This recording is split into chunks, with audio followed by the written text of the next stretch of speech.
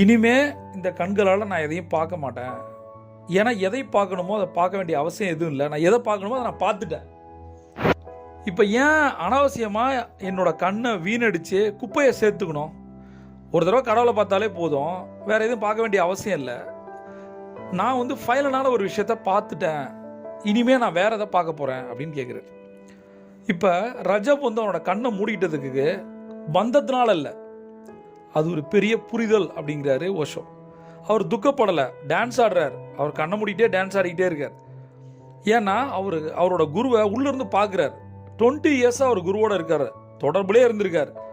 கிட்டத்தட்ட அந்த குருவோட அவர் உயிர் மாதிரி ஆயிட்டார்.